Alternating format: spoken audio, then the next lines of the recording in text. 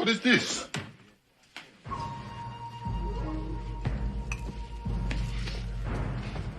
¿Qué es eso? Buddha, samurai, okay. Peaceful inside. Outside warrior. ブッダのような気迫を見せてみろ。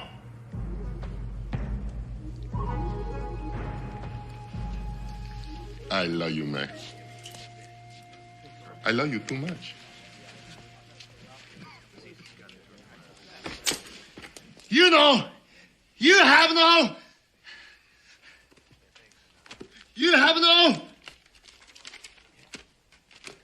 marbles. Marbles? Marbles. You have no marbles.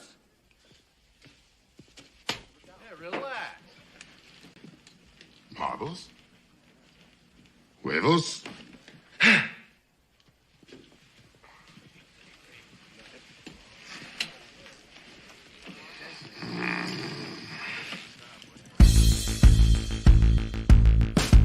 Just a bit outside.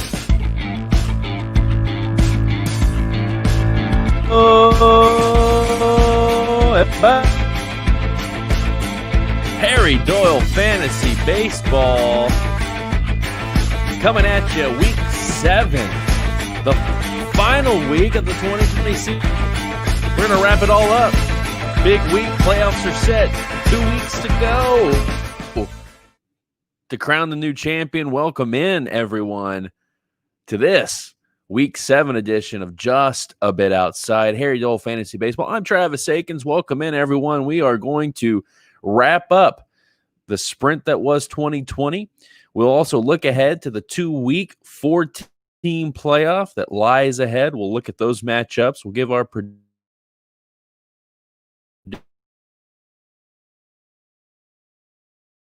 predictions. Might even play a little true and false this week. Bring back a class to talk all about it.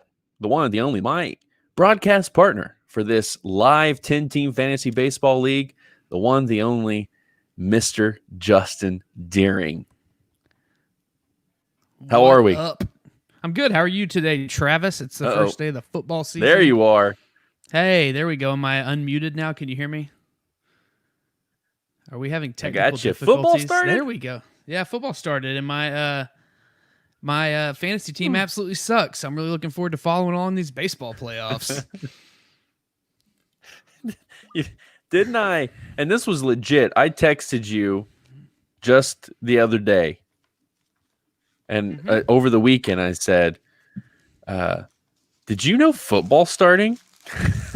Yeah, it really snuck up on me this time because usually I'm really prepared and really have spent some time. Sorry, you got that room cleaned up? No. Is everything good in there? It's driving me nuts. No, so don't worry. We're just broadcasting live to YouTube at the moment. They basically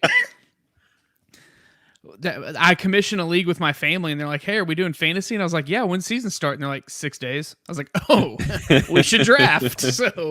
So we set up a draft, and we did it. And it doesn't feel like it should be football time. I don't know if it's that basketball still going on, if that's throwing everybody's heads off. Baseball, we shouldn't be. I mean, we should be getting close to the playoffs, but we shouldn't be only 48 games into a season close to the playoffs. But it's a weird time. I think the stat the other day said this is the first time in history that the NBA, WNBA, hockey, baseball, football, this was Thursday night, they all played on the same night. They had a game because Thursday night there was the opener, so you had NBA, all these sports playing on the same night. So we've gone from having absolutely nothing to watch to there's not enough channels to I don't have watch cable, so I can't click to all the sports. So it's crazy. So it's fun. Well, it's making up for lost time. Months of no sports. Justin, I'm curious if the office area is all cleaned up. Are you ready for a first pitch? Absolutely, always.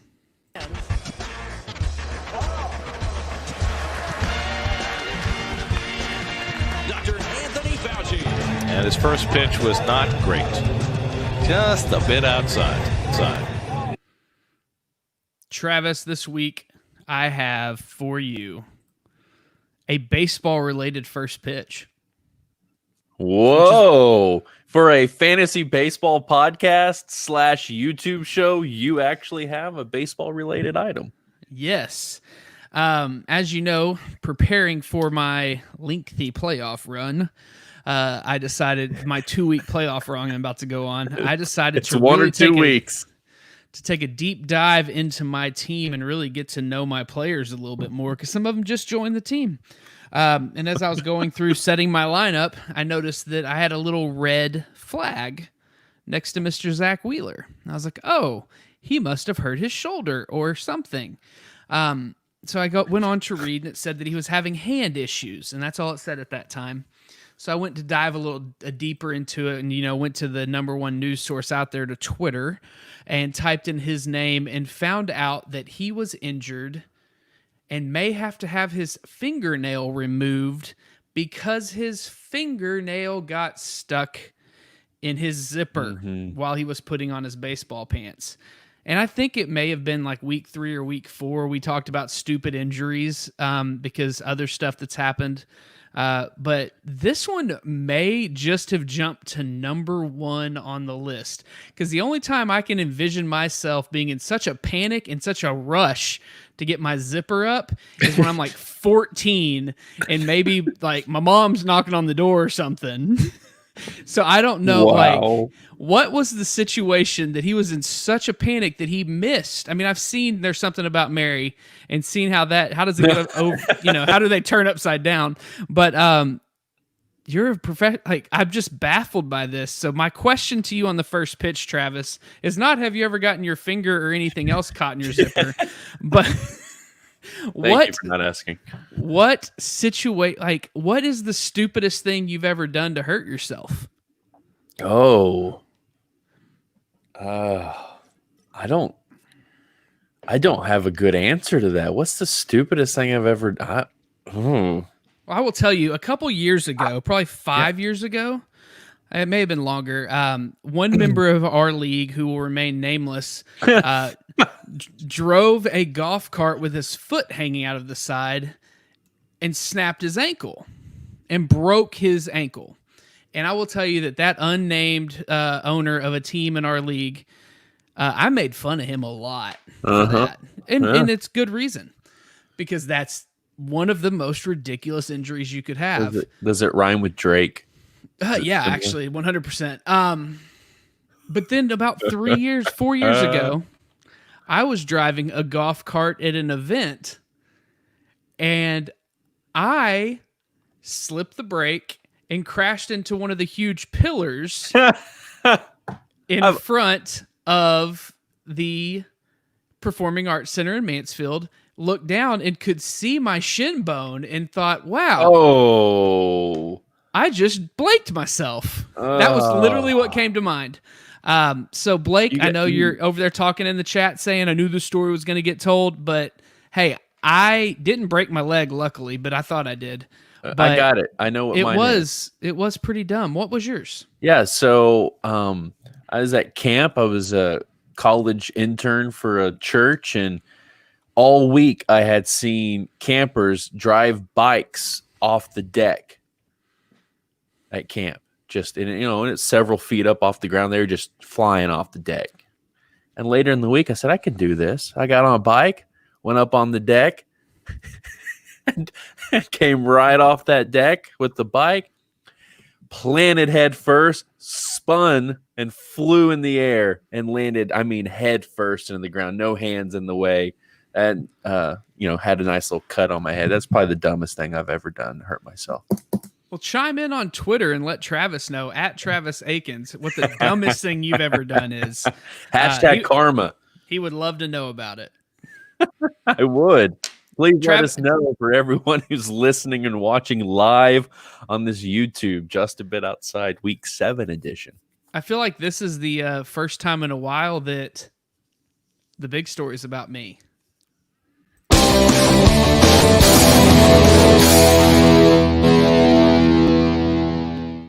Big 7, a little preview there. Big story, week 7, regular season baseball Harry Doyle Fantasy Baseball is over. Justin, we did it. We got 7 weeks of doubleheaders in. COVID tried to stop us. Protests tried to stop us. Everything tried to stop us. But we got a regular season in. And at the end of the day, at the end of the 7-week doubleheader season, we have our playoff teams. And yes, at the end of 7 weeks, 14 games, we have our 4-team playoff bracket that consists of the Wichita White Wolves at the 1 seed. It looks like the Boulding Beavers will come out as the 2 seed based on points. They'll be tied with record on the number 3 seed, Ebony and Ivory. And coming in 4th with a 2-0, Week 7, Los Tigres at 10-4 on the regular season. So now that puts us, Justin, and you're involved in these playoffs, so we're going to get your thoughts first, but that puts us Wolves versus Tigres in round 1, Beavers versus Ebony and Ivory. Winners of those 2 games will meet in the coveted Harry Doyle Championship game for the wonderful bobblehead. Owner, Justin Deering, Los Tigres, you got in. You had a big week 7. How are the Tigres feeling facing the defending back-to-back champion Wichita White Wolves in round 1?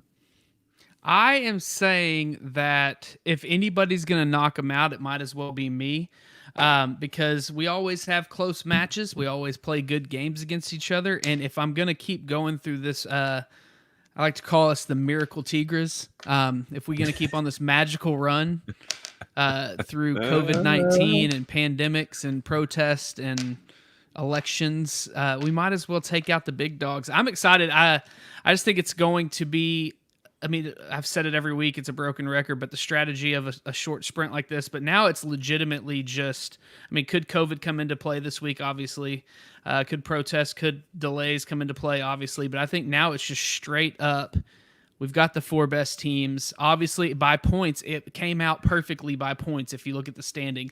The only place it's flipped is 9 and 10, and they're not that far apart as far as total points scored. So your top 4 teams who scored the most points are in the playoffs. Those top 4 teams are going to take each other on, and I think it's 4 teams that I think we could have an argument tonight if we had 4 different people in here from the league, 4 different owners from teams that aren't in the playoffs. We could say, give us an argument on why Boulding Beavers is going to win, and it would be a legitimate argument. Give us an argument on why the Wolves, why Ebony and Ivory, why Los Tigres are going to win, and those arguments would be legitimate, and they would be very much on point, because I think it really is at this point anybody's tournament to take.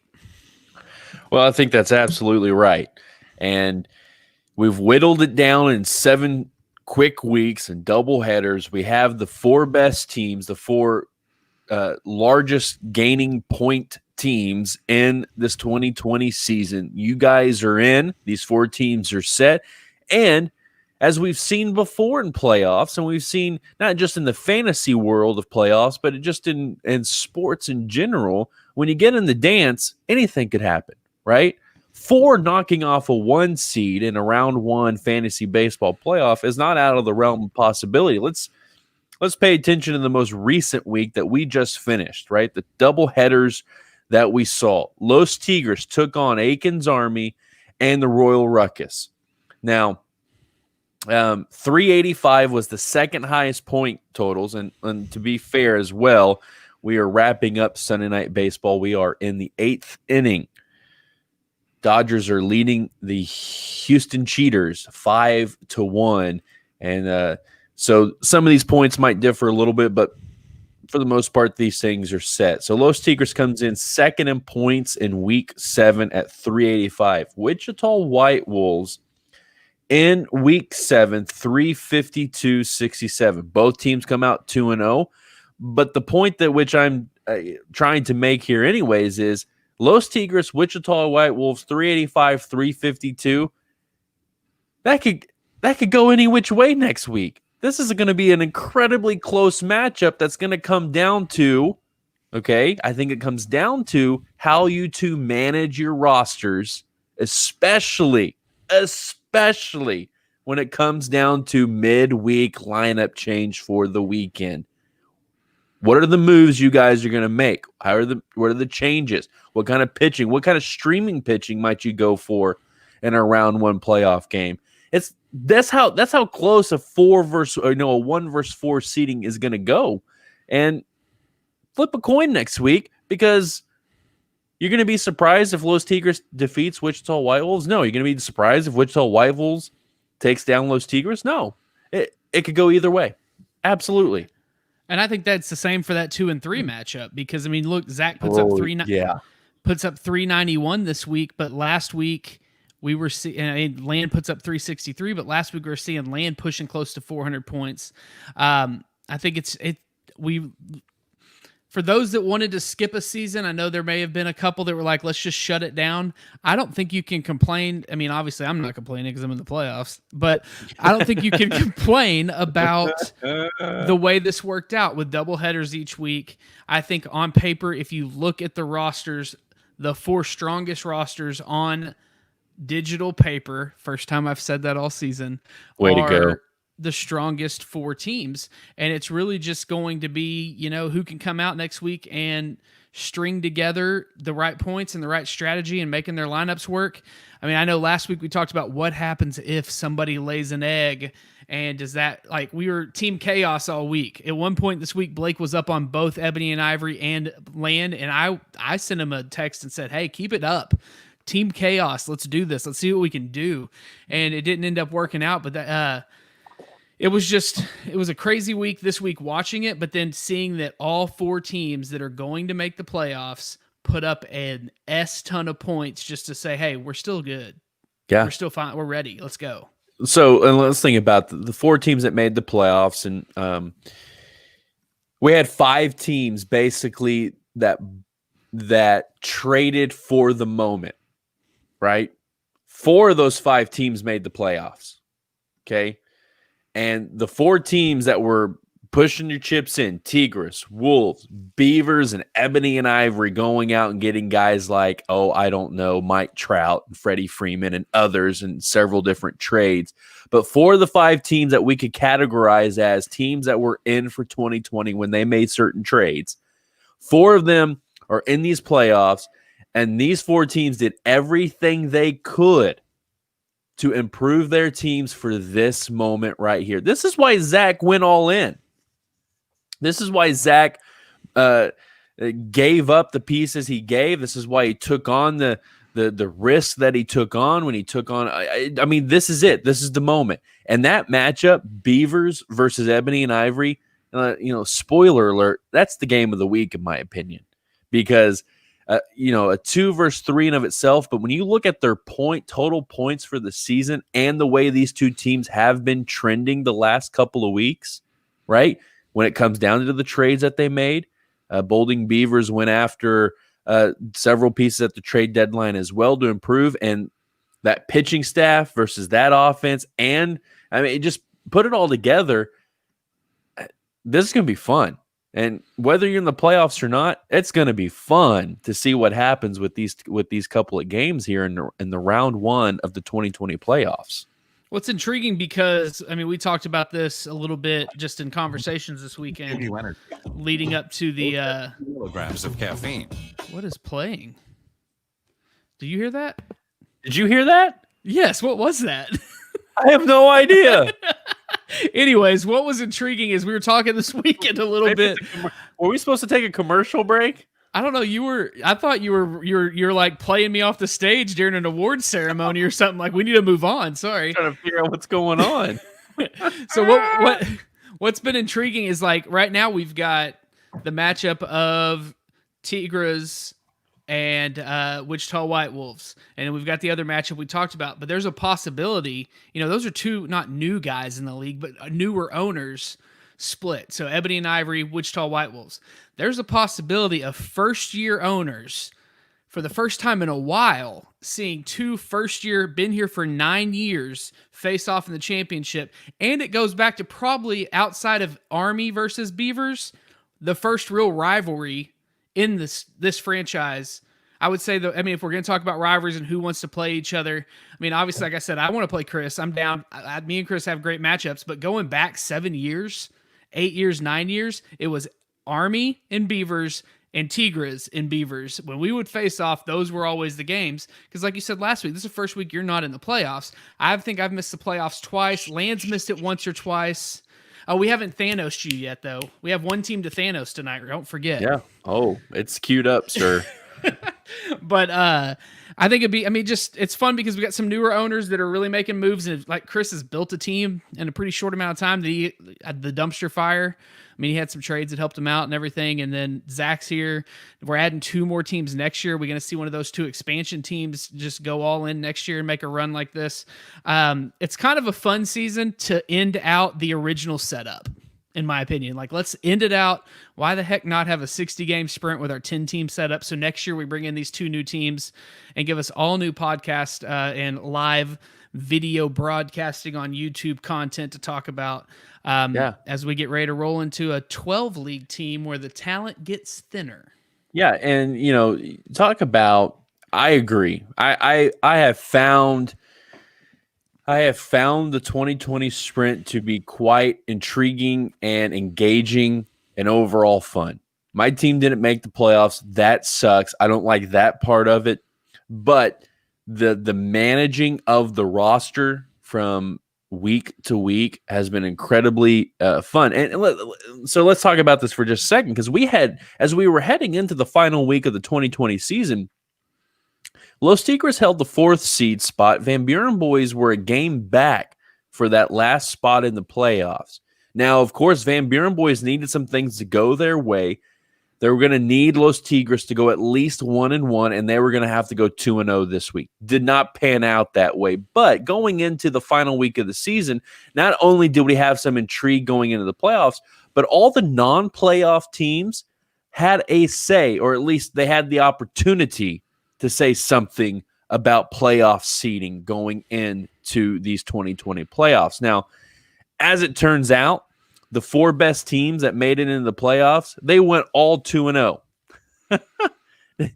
Wolves, Tigres, Beavers, Ebony and Ivory did not lose in week 7. They all four of your teams wrapped up the 2020 season going 2-0. And that means someone's got to lose in round 1 of the playoffs. The teams that are coming in hot in these playoffs are going to have to lose. But that also means, Justin, that as we end the 2020 regular season, the Van Buren boys will not be joining you.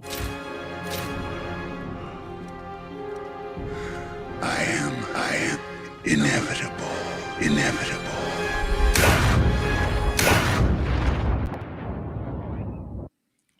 Dust. Bye-bye, Van Buren boys. Thanks for playing. But yet again, not quite there.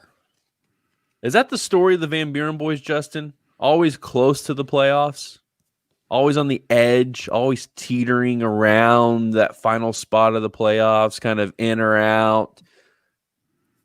Well, they got in last year. Yeah, but they're always, I mean, right? Yeah. Am I thinking wrongly? Are the Van Buren, they're always kind of around that last final seed? And here, like we say it every year, the Van Buren boys consistently build a team with the youngest talent in the league, with the prospects that, I think this is almost as said as much as when I say it will be interesting, which is my line I'm interested in this podcast. That is my line that I say the most. But I think the second thing I say the most is if all these young prospects on Van Buren boys click, their team is going to be tough to beat. They, this year in free agency, went out and added some names and spent a little bit of money. And just being there right on one game out of the playoffs and now going into the offseason after these playoffs are over with a little bit more money to play with in the year 21 where it's going to be nuts. I don't see they're a fringe team at all, like right there on the edge, like you said, but with the right moves and that young talent and those cheap contracts of those prospects they've had for the last couple years, they have an opportunity to become a player year in and year out with the right moves. Without looking, who is the highest Who will be the highest paid player in 2021 on the Van Buren Boys? It's a pitcher. He's making 12 a year. All right. It'll be Corey Kluber. Making 17? Yeah. 17 and a half. Corey But Kluber. will he be once those free agents hit like Mookie Betts and everybody? Yeah. Well, that's an intrigue that we'll talk about as we look ahead to the 2021 season and expansion that is right around the corner. So we have it. Week 7 concludes the 2020 season. Wichita White Wolves taking on Los Tigres in round 1. That'll start tomorrow. Bolding Beavers will take on Ebony and Ivory in round 1. The winner of those 2 matchups, they will face off in the coveted Harry Doyle Fantasy Championship game for the prized possession, the bobblehead itself, and this 9th season of Harry Doyle Fantasy Baseball. Baseball stuff! Baseball stuff!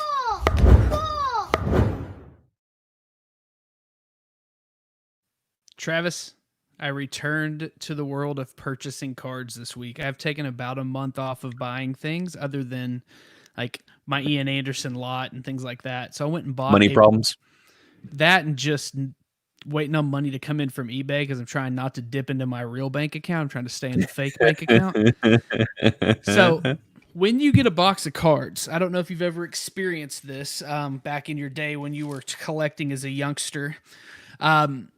You're opening packs, you're going through, and obviously there's insert cards, there's autograph cards, there's all these different fun cards. The new thing is, if you see a card that looks like this, Okay. this is always fun. This is called a redemption card. That means that there is a card at the company, whether it's Panini or Topps, that you have a code right here to scratch off. Usually these are huge players. You're looking at Aaron Judges. You're looking at the top, like Luis Robert, whatever.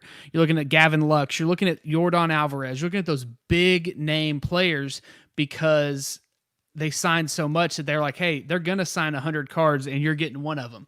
This pops up yesterday. Okay. Got real excited. Yes. And it pops up. I pull it up where all I can see is this side. On the back, it gives you the stats. I'm going to do that fast so you can't see what it is and ruin this amazing card that I got. So I flipped it over and I started pulling, like doing one of these like slow reveals like this where you slowly figure out what the card says. And it's like Donruss Optic, rated rookie signature reds. That's 1 out of like 125. And I'm like, oh, I'm about to get me a Luis Robert or a Gavin Lux or a JJ Bleday. And I went a little further and they're like, Adrian Morejon. Oh. Yeah, it's not as cool as I thought it was going to be. Letdown. Yeah, major letdown. So the question is, do I sell this for like $12 and let someone else wait the 6 months to get the card, or do I get the card and just say, hey, that was fun? Not a lot of stuff in the Justin's baseball stuff this week. Kind of a letdown. Not. Dude, I'm telling you, I was in the car with the kid and I got it. I was like, oh my gosh, this is going to be so cool. And it's not even how you say his name. His name's not Morejon. It's like Morejon or something Hispanic. I'm not sure.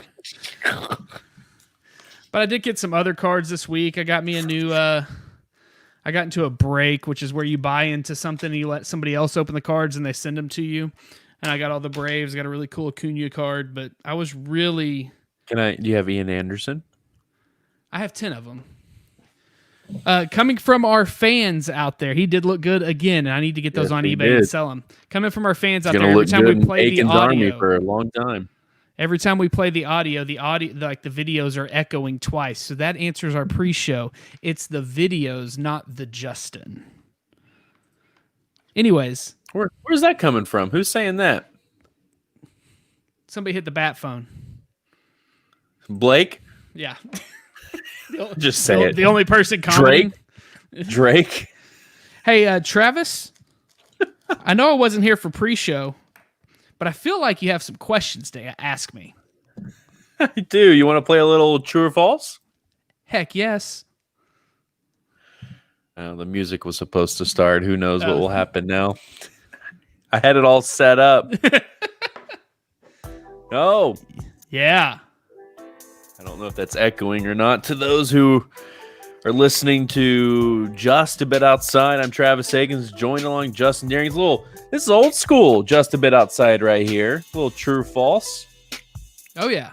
I've got some true or false questions here for you, Justin. I bet the answer is true or false. The game's pretty simple. You figured it out. 50-50. You give me true or false, we'll talk about it. We don't have a clock this week, so we can take as long as we want on this because this is our show. And only 2 people listen.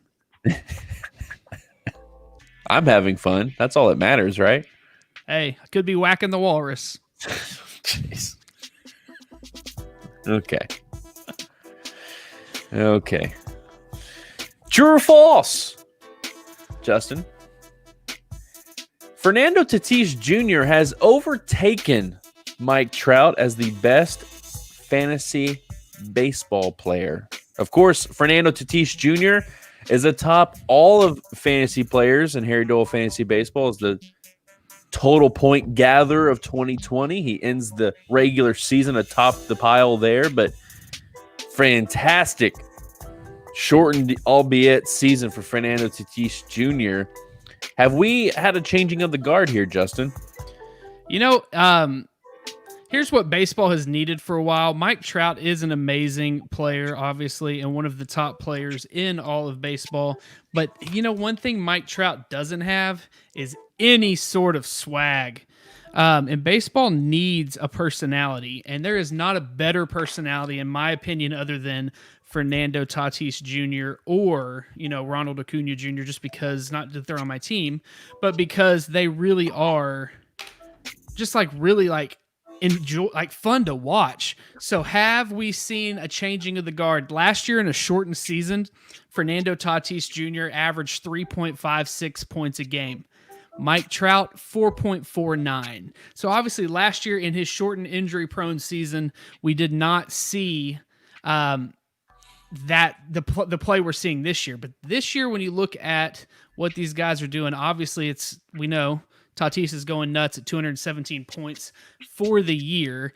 He is only 0.05 more productive per game. Obviously, Trout has played less games than Trout. So I still think they're 1 and 1A. I'm not going to go out and say that Fernando Tatis Jr. is the best offensive fantasy baseball player out there today, but I will say he's way more fun to watch personality-wise than Mike Trout, in my opinion.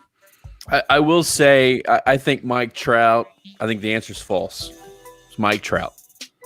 But what we are seeing is maybe not the changing of the guard quite yet, but what we are seeing, Fernando Tatis Jr., Acuna, what we're seeing is the gap between Mike Trout and everybody else is getting smaller. Mookie Betts fits into that category, right? I think we are seeing a small group of these players that are rising towards the Mike Trout status, but we're not quite there yet. They are, and I agree with you completely. Mike Trout's fun to watch, but good Lord, he's on a bad team. Mm-hmm. That's the problem. He's going to go down as the greatest baseball player of all time to never win a thing. And let's not ignore the fact that players like Juan Soto. If we're just looking at fantasy production this year per game, you got Juan Soto doing better than Trout. You've got Tatis doing better than Trout, and you've got Freddie Freeman doing better than Trout. 3 players doing better than Trout total in the league. And Trout's, again, on a crap team and is still putting up numbers that he's putting up, but he's missed a few games because of the baby and a few, I don't know if he's been hurt or not this year, but it's fun. I enjoy these younger kids more than I enjoy Mike Trout, honestly, just because Acuna hitting the 6 bombs he hit in 3 days or whatever it was when he came back he's flipping bats left and right. And I don't know if anybody in this league is so old school that a bat flip pisses you off. I love a good bat flip. Pimp it. Probably Land. rip one, pimp it, flip the bat, bring some personality to the game, and it helps that you're on a decent league, on a decent team. Oh, that, yeah. you know, the Braves, whether the Braves, the Padres. I mean, I'm looking at Tatis jerseys to hang in my office. I want an autograph for my birthday. It's coming up. Who's got me? Jerseys are sweet. True or false? I didn't plan this one, but true or false? Mike Trout regrets signing that extension with the Los Angeles Angels. Well, it depends on his mindset. Does he want to win or does he just want to freaking bank? Because if he wants to freaking bank, he's got it. Yeah, but I'd say yeah. I mean, I think he would have gotten that money from several other teams. Imagine him in a Los Tigres jersey. Whew. Could happen. Mike Trout, free agent, 2021. Whew, it's gonna be fun. All right, true or false, Justin? If I read my own handwriting for a moment. False. You can't. Over the weekend, Sunday Night Baseball is concluding right now, but Houston visited Los Angeles for the first time. Los Angeles Dodgers for the first time this season. The wonderful Twitter follow account, the Houston Asterix on Twitter, they bought a banner plane to fly over every warm-up this series. The first night, they bought a banner plane that flew over, and it said, "Houston cheats, bang, bang," and the plane just circled the stadium. True or false, Justin? Houston is still a bunch of losing cheaters. Absolutely true. The best part of this is, did you see the music playlist that they had? The organ music. What yes, it was all cheating music. Yeah, yes. And they're saying that, you know, LA are they playing the playoffs in the bubble in LA between those two stadiums? So the proposal is American League will be in San Diego and LA. Okay. So they're talking that if the Astros play at the Dodgers, even though the league has say over it, that the actual facility at the stadium they are in charge of the music. So if the Astros play there, that's what they're going to get while they play, which is amazing. Yeah. Side note, Chuck Morgan will have the World Series. Congratulations, Chuck, on getting to announce a World Series in your new stadium for another team.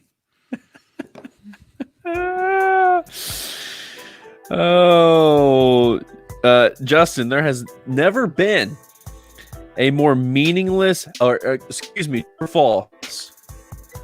There's never been a more meaningless no-hitter ever thrown in fantasy baseball than Alec Mills for the Van Buren boys today.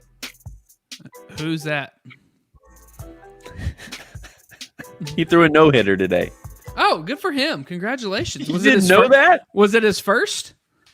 Yes, he's a waiver wire pickup. Congratulations. Van Buren boys picked him up, got a no-hitter out of him. Doesn't help them get in the playoffs. So he throws a 28.5 point game, and it helps get his average per game to 10 points. Great season. Maybe you think Alec Mills gets a contract in the offseason to Harry Doyle? With 12 teams, you never know. All right, Justin. This one's got a little video because this is quite possibly one of the greatest post-game interviews I've ever seen. But I don't know if you're aware of this, but today, Aroldis Chapman, well, there was a little timeout in the game. Aroldis Chapman was on the mound for the New York Yankees. There was something going on. Nobody quite knew what was going on. And so let's see if I can bring it up here. This reporter was trying to figure out what was going on. Here's Aaron Boone. Aaron, what sent you to the mound for Chapman in the ninth inning? Why did you head out there? I was just checking on him. What did you see, I guess? He's fine. Okay. It seemed like... We'll leave it at that. Okay. After he got the out, he was kind of laughing, and he turned around to center field. What was going on with that? He's fine. He's fine. Mother Nature calls sometimes. Oh. Oh. Oh. Okay. Oh, okay. No follow-up. Oh, Justin, true or false? Aaron Boone handled that like a champion. True. And if you really want a kicker, go watch the John Boy breakdown of this, where he's like, so he either overtrusted a fart or full-blown S'd himself. The real true or false is, has this ever happened to you? Have you ever pooed yourself? True. I almost did tonight. We were we were supposed to be at our small group for church, and we went and had dinner, and it got canceled. So me and Katie used the babysitter and went and had dinner, and then went to the outlet mall to look for some running shoes because I think we're going to run a half marathon in December, which is, I was going to ask you if you want to take part in it. Anyways, true or false, will I get there? But no, so we're in a store, and my stomach just was hurting, and I just looked at Katie, and it turned. I said, we got to go, because I almost pooped myself in the store, and I felt bad for the girl who was standing there folding clothes. Oh, dear. Because she had to live there. So, true. I have also pooed myself before. And finally, true or false, Wichita White Wolves win 3 in a row. False. There Never it is. happened, never will. False. True and false. True and false. Justin, as we look back on the 2020 sprint that was this Harry Dole fantasy baseball season, as you mentioned, this is the last year of a 10-team league. We have 2 new owners. They are ready to go. They are in. We will have an expansion draft. Things are going to change when it comes to at least, the structure of not only the schedule, but rivalries and everything else, right? Going from 10 to 12. So when you look back on the 2020 season, and then I'm going to ask you, looking back over the 9 seasons, what sticks out to you? And outside of COVID and games boycotts and everything else, what sticks out to you about this 2020 sprint? I just think it has been the trades, man. Just like, we all knew going into the season that it was all or nothing for, let's go with Royal Ruckus. They brought back Mike Trout at $32 or whatever that contract is. And I think he even said at the owners meeting, if I'm not winning, y'all know who to call. And that just seeing the responses, the hit for hit trades that were going on in those top 5 to 6 teams, that's been for me, because that's about the action we get over 20 weeks. And we got it in like 5. Where there was days I didn't do any of my real job at work. I spent the whole time texting about baseball trades. Don't tell anybody. But yeah. I won't. It's not out there for anyone to hear ever. 2 people online, and who knows who's going to listen to this later. I think the trades were, I think that 3-week span, that 2-week really span was just incredibly fun, just from a league standpoint, from a, participant in Harry Dole fantasy baseball. I think maybe we would have seen this, whether this was a shortened season or just a regular 22 game season. But the midweek lineup changes, I think, have been a huge success. I think they are a huge plus to the league because it adds another layer of competition, another layer of gamemanship. And I've really just, outside of the shortened COVID, everything else, midweek lineup changes, sign me up. I'm a big fan of that move that we made as a league, and I think it added something quite fun for the Harry Dole fantasy baseball. Well, let's go daily. Look, I'm all in for daily. I may be in the minority, but hey, I think the midweek's a nice compromise. I agree. For those. I think the midweek is great. I think it's nice because we as a, I don't know if you want to call us league leadership, but we as people who help run the league on the weekly, you don't have to deal with midweek injuries. Did they get it in by noon? Is that person actually injured? Did they actually miss 3 games? Now it's like, okay, like JT Realmuto's getting an MRI, but they're saying he's going to get an MRI and be back Tuesday. Now it's on me to decide is it worth the risk of waiting and see if he plays on Tuesday in the playoffs going Monday through Thursday without a point for my catching position.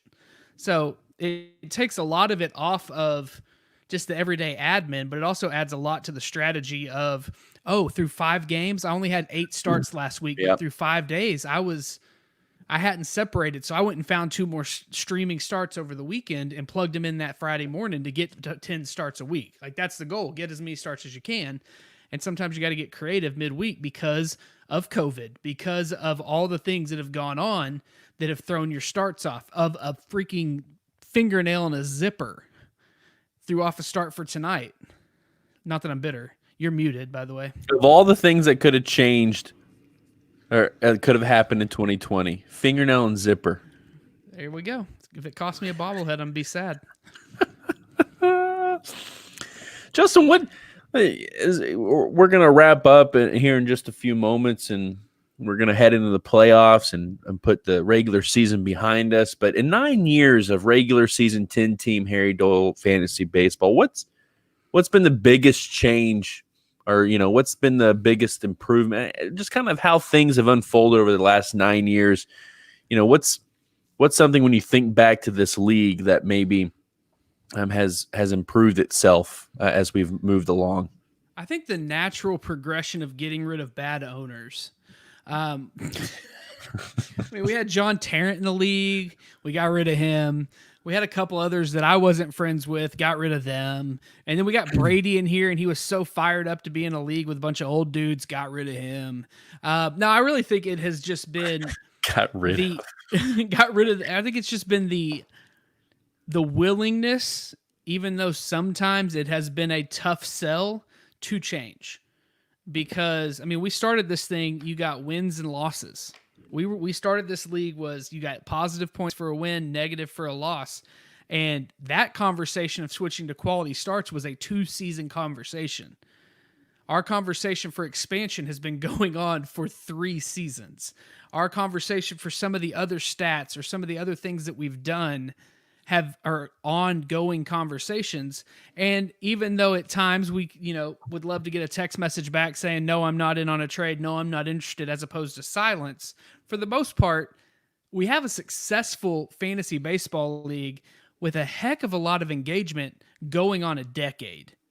Next year, 10 years, that's huge. I don't know a lot of fantasy leagues that have, the main core is still here. We still have 3 or 4 guys from day one, I think. And then we added people in year 3 with Blake and Phil and Dustin. They've been here now going on 6 years, 7 years maybe. It may have been year 2 that Blake joined because he took over for Tarrant. But we've had multiple, the 2 guys that we're adding this year. We aren't losing a lot of players. There's not a turnover every year. So we're getting to a point where we're having long-term people committed. And it's just nice to see that. We all argue sometimes. We get pissy on the group text, but I think we're friends. I think we should all go camping. You want a Harry Doyle camping trip? I'm working on it. Yeah, I agree. I think just natural attrition with some of the owners over the years. And I think the depth and the intricacies of Harry Doyle fantasy baseball is what has kept this league sustainable. And that may seem intuitive, but I think that's what, the depth of what we do and try to keep up with has brought in new owners that want to be a part of something that is a little different, right? A little more intriguing and has long-term consequences. I think that's the greatest benefit of Harry Doyle fantasy baseball is a signing I make this offseason could have 5-6 plus years of implications about what happens, right? You double Mike Trout's contract to $32. That has implications for years to come on your roster shaping and everything else. And I think that and the owners that have come in, because at first we didn't know. We were just trying to build a deep league and an intricate league, and we didn't know what that looked like necessarily or how it would play out. So natural attrition led to, I think, the greatest set of owners that we could possibly have in this. And we've just wrapped up the ninth regular season of Harry Doyle fantasy baseball. And I think, Justin, you have a 10th anniversary logo that you've had in the file for 2 or 3 years now. Oh yeah.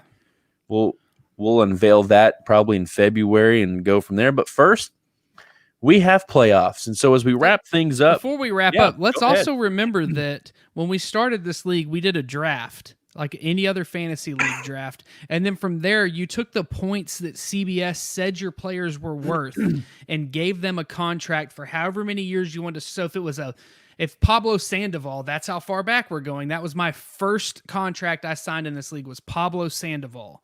So if you go back, and Pablo Sandoval was worth $20, but I wanted to pay him for 4 years, so he was 4 for $5. But the max contract I could give somebody was 5 years at $6. So his first couple of years, I struggled with the idea of, if I put a 5 for 6 on Trout, you put a 5 for 6 on Trout, whoever had the worst record got him. And that was a long-term conversation to get rid of the cap at 6, because no one was ever going to spend their entire thing. Now we're looking at, Mike Trout is going to get $25 to $30 a year. $30 a year, $30 total used to be the max contract in this league. Mm-hmm. Yeah. So it just shows that things have changed. And just, I have not held it back. I almost quit after the first year because it was too in-depth, because I didn't think I had time. And then I'm glad I didn't, but there's no way now. I'm not handing this team off to anybody, because I have done work. Who has time? Roster. Yeah. Who has time for Who needs this? time? No one has time for this. I don't have time for my real job, let alone. You and I constantly talk about how this is our second job that we don't get paid for. Right. We don't have time for this. Right. But we love it, and I'm doing it. And I'll tell you what. You know what we do have time for? This is the last year that I'm not making the playoffs. I'll tell you that much. What do we have time for? Is this the last year you're going to commish, or are you going to hand it off to someone else? Because you got one more year on your contract.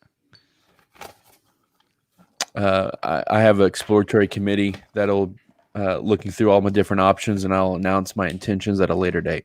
Awesome. I think we do have time for. I just went blank. Just wrap it up. We have time for a new champion. That's what we're going to have time for this year, is a brand new bobblehead owner. That's where I was going. I just forgot. Wichita White Wolves taking on Los Tigres, round 1, Harry Dole 2020 playoffs. Boulding Beavers will take on Zach's Ebony and Ivory. Justin, you're involved in this, so I'm not going to ask you, but would you like to know my Stone Cold Lock picks of round 1 playoffs? Would you like to know who I would love to know that. All right. Here we go. After careful consideration and great deal of analyzing. Anal. Whoa. Sorry. Okay. I'm going to start with the 2-3 seed game. I think this game is going to be very close. It's going to be really fun to watch, and I cannot wait to see these pitching staffs, and in particular Beavers pitching staff, going up against Ebony and Ivory's offense this week, and seeing if all those pieces kind of come together. But at the end of the day, I'm giving it to the Boulding Beavers to come out heading to that championship game. Wolves taking on the Tigres, back-to-back champions. Chris Stockhill's Wichita White Wolves. Both these teams, former champions in this league, have won a bobblehead at different points. And you look at these rosters, you know what? I think the reign of the Wolves ends in round 1. I'm giving it to Los Tigres for the upset. And I am calling for a Tigres Beavers championship game. Lock them up, stack them, pick them, put all the money in. That's where I'm going. We'll see how it turns out a week. Right back to year 1, baby. Back to the OGs. I like where your head's at. And for that, Travis, I'm going to send you this Adrian Morjon redemption card. You know what I'd like is an Ian Anderson card. I've got 10. He's really good, and I got him in a trade this offseason. I keep him handy. We'll see.